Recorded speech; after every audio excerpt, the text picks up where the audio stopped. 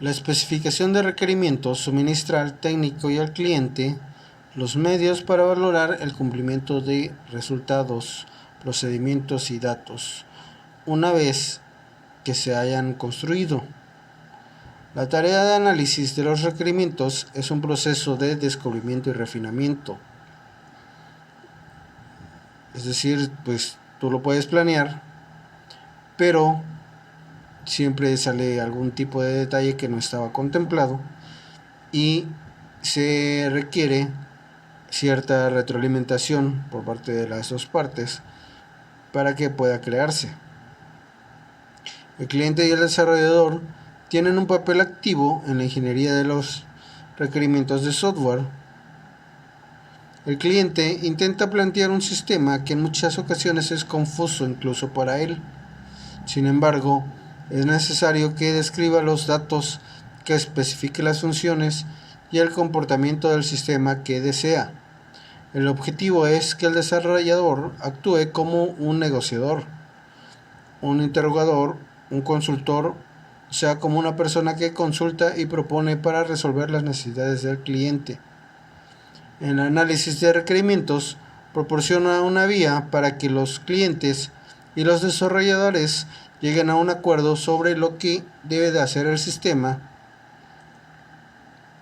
La especificación producto de este análisis proporciona las pautas a seguir a los diseñadores del sistema.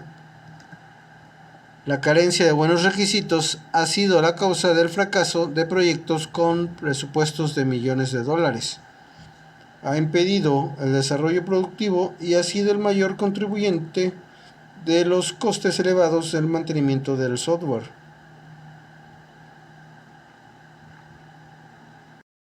Ahora tenemos algunos tipos de requerimientos según el estándar internacional de especificación de requerimientos de la IEEE 830.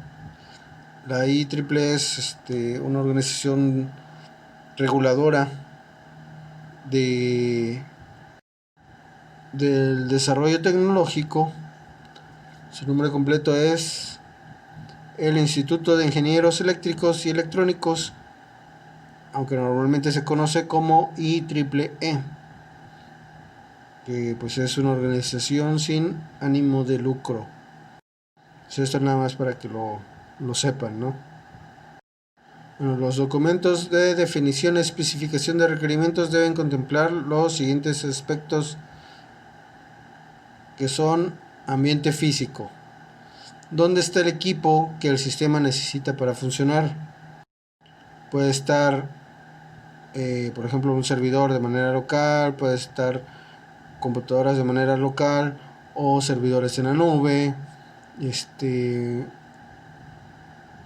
Ahora sí, si tiene buena ventilación, no tiene buena ventilación, etcétera, ¿no? Existe una localización o varias. Hay restricciones ambientales como temperatura, humedad o interferencia magnética. Esto es importante también porque a veces uno desea, por ejemplo, en algún tipo de proyecto que requieren un servidor propio y dices, bueno, lo compro, ¿no? Y lo pongo en las oficinas de, no sé, una cadena de restaurantes que llevan su control, pero pues no contemplan que el servidor genera una alta temperatura, quizás están en un ambiente con mucha humedad o en una zona donde hay mucha interferencia magnética, y pues esto puede llegar a dañar todo el proyecto, ¿no? Ahora sí que sí es importante este tipo de requerimientos. Bueno, también están las interfaces. La entrada proviene de uno o más sistemas, es decir, digamos en el caso de una cadena de restaurantes, quizás tengan algunos unas Mac, otros Windows, otros Linux. Bueno, pues al planear el modelaje del sistema, pues hay que ver que todo sea compatible. La salida va a uno o más sistemas. Quizás quieran que transmita todo vía internet, que los datos locales de cada restaurante, suponiendo o siguiendo con este ejemplo, que los datos de cada restaurante vayan y sean transmitidos a diferentes centrales, ¿no? Entonces puede tener una salida o varias salidas. También existe una manera preestablecida en que deben formatearse los datos, usuarios y factores humanos que usará el sistema, es decir, que lleven cierta orden en los textos, que vayan alineados a cierto lugar. Ahora sí, darle todo el formato que requiere, ¿no? Igual que los archivos, el formato de texto, txt, .doc o cualquier otro tipo de formato, ¿no? Habrá varios tipos de usuarios, es decir, un usuario administrador, un usuario ejecutivo, un usuario ejecutor, etcétera, etcétera. ¿Cuál es el nivel de habilidad de cada tipo de usuario? Bueno, como les estaba mencionando, quizás los usuarios operativos sean más diestros en el manejo de los datos que los gerenciales. Ya eso lo tendrían que estar diciendo cuando se está haciendo los requerimientos, ¿no? ¿Qué clase de entrenamiento requeriría cada tipo de usuario? Pues también se tiene que planear. ¿Cuán fácil le será al usuario comprender y utilizar el sistema? ¿Cuán difícil le resultará al usuario hacer uso indebido del sistema? Bueno, eso también es importante porque podrían llegar a tratar de sabotear el sistema para algún beneficio propio, y pues también deben de contemplarse entre los requerimientos. Las interfaces.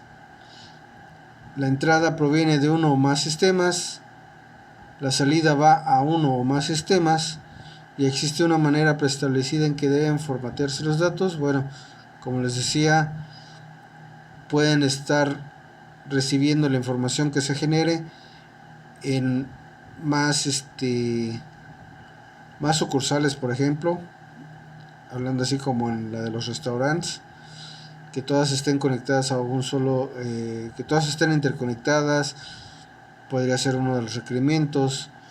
Que la salida de cada sucursal tenga conexión con las sucursales más cercanas y con la matriz, por ejemplo. Son algunos de los requerimientos de interfaces que podría estar pasando, ¿no? En el caso de los restaurantes. Usuarios y factores humanos. ¿Quién usará el sistema? Habrá varios tipos de usuarios. Bueno, ya lo habíamos comentado, ¿no? ¿Cuál es el nivel de habilidad de cada tipo de usuario? ¿Qué clase de entrenamiento requerirá? ¿Cuán fácil le será al usuario comprender y utilizar el sistema? ¿Cuán difícil le resultará al usuario hacer uso indebido del sistema? También está la funcionalidad. ¿Qué hará el sistema? De hecho, esa es, digamos que la pregunta más básica, ¿no? Si no sabes qué va a hacer el sistema, pues ahora sí que es muy probable que tu sistema esté condenado al fracaso. ¿Cuándo lo hará? Existen varios modos de operación. ¿Cómo y cuándo puede cambiarse o mejorarse un sistema? Y existen restricciones de la velocidad de ejecución, tiempo de respuesta o rendimiento. Por ejemplo, esta última puede verse afectada por el tipo de procesador de las computadoras. Quizás tengan computadoras muy viejas y quieran que corra ahí el sistema, y pues es muy posible que no lo haga. Ya será valorado esa parte una vez que se platique sobre eso. También algo importante que casi nunca se le pone atención es la documentación. ¿Cuánta documentación se requiere? manuales, instructivos, datos que nosotros podamos leer para entrenarnos en el sistema, para conocer los errores, para tratar de solucionar errores, ¿sí? Para eso sirve nuestra documentación. A la gente de sistemas es muy común que no le gusta hacer esa parte, pero pues se requiere. Debe estar en línea, en papel o en ambos, dependiendo de lo que quieran. Por ejemplo, si debe de estar en línea, pues para que pueda estar en línea necesitas una máquina que esté de servidor. Y digamos que tú puedes pedir que esté en línea, pero no quieres pagar un servidor y pues así nada más no se va a poder. ¿A qué audiencia está orientado cada tipo de información? Bueno, cuando te hacen la documentación debe estar pensado hacia quiénes van a ser los lectores de esos datos. Porque, por ejemplo, algo técnico como para darle mantenimiento al sistema, pues no lo va a entender alguien de administración de empresas, pero sí alguien de ingeniería, ¿no? Entonces, eso tendría que estar escrito de una forma que los ingenieros puedan interpretarlo. Y, por ejemplo, la parte operativa, el programa en funcionamiento, pues debe estar pensado para que lo puedan entender pues los operarios del sistema. La parte de los datos. ¿Cuál será el formato de los datos, tanto para la entrada como para la salida? ¿Cuán a menudo serán recibidos o enviados? ¿Cuán exactos deben ser? ¿Con qué grado de precisión deben hacerse los cálculos? ¿Cuántos datos fluyen a través del sistema? ¿Y deben retenerse algún dato por algún periodo de tiempo? Bueno, quizás a ciencia cierta ustedes no sepan definir esta parte de los requerimientos, pero bueno, el encargado de desarrollo les tendrá que hacer algún tipo de cuestionario donde pueda él pues valorar qué es lo que ustedes requieren para esto. Por ejemplo, si ustedes estuvieran encargando un sistema para una escuela, digamos que para el UGMEX, y quieren hacer un sistema para sacar las calificaciones, para mostrárselas a los muchachos.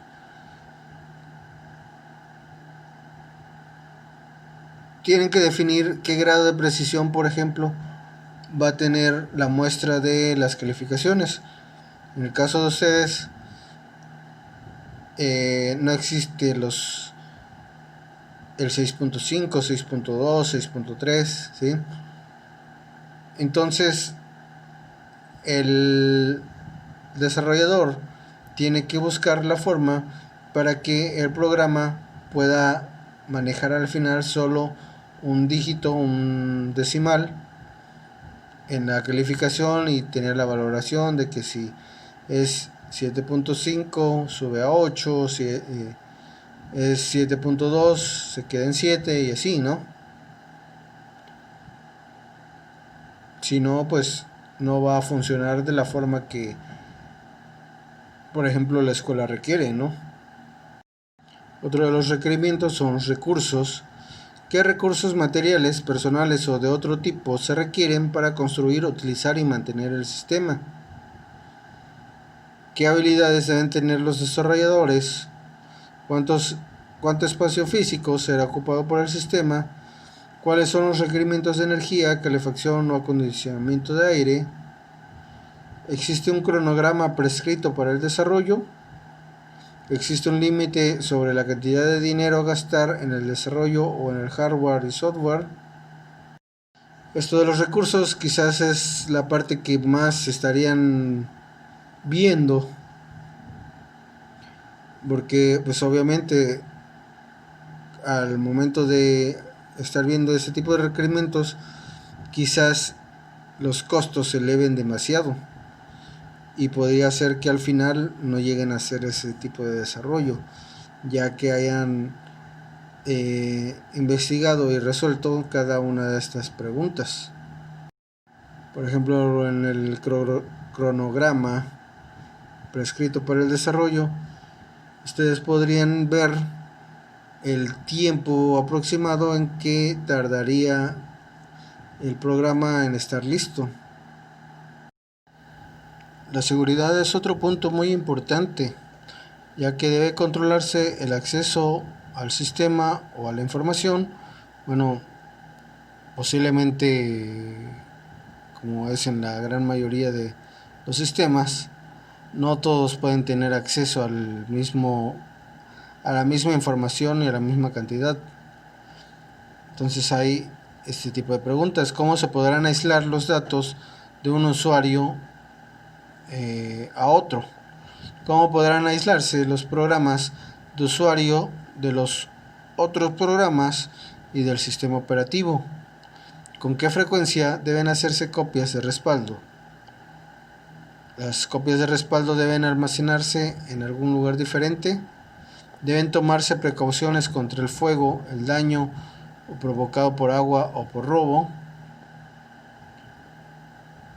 Parecen así como que no tendrían que estarlos viendo, pero si se dan cuenta es algo muy importante.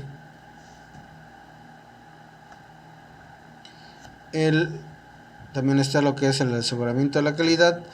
¿Cuáles son los requerimientos para la confiabilidad, disponibilidad, facilidad de mantenimiento, seguridad y demás atributos de calidad? ¿Cómo deben demostrarse las características del sistema a terceros? ¿El sistema debe detectar y aislar defectos? ¿Cuál es el promedio de tiempo prescrito entre fallas? ¿Existe un tiempo máximo permitido para la recuperación del sistema después de una falla? ¿El mantenimiento corregirá los errores o incluirá también el mejoramiento del sistema? ¿Qué medidas de eficiencia se aplicarán al uso de recursos y al tiempo de respuesta? ¿Cuán fácil debe ser mover el sistema de una ubicación a otra o de un tipo de computador a otro? Hay que recordar que, bueno, si la gente de sistemas que esté viendo esto no te pone o no te habla sobre este tipo de puntos, tú tendrías que estar buscando interactuar con él sobre esto, porque como en un contrato,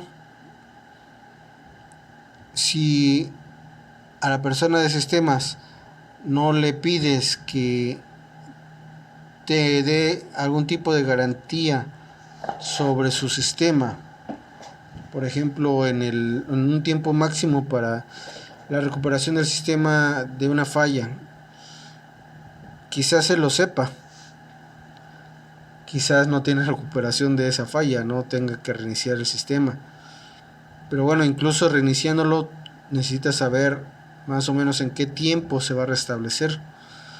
Pero igual si él no te lo da, tú tienes que pedírselo, porque al final de cuentas tú eres el encargado de ver que todo funcione correctamente.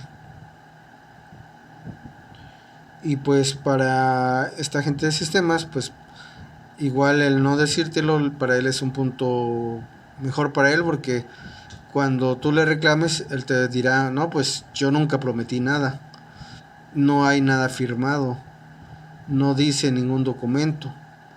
Entonces ustedes tendrían que buscar la forma de negociarlo, o de plano de inicio plasmarlo para poder asegurar saber todos esos puntos.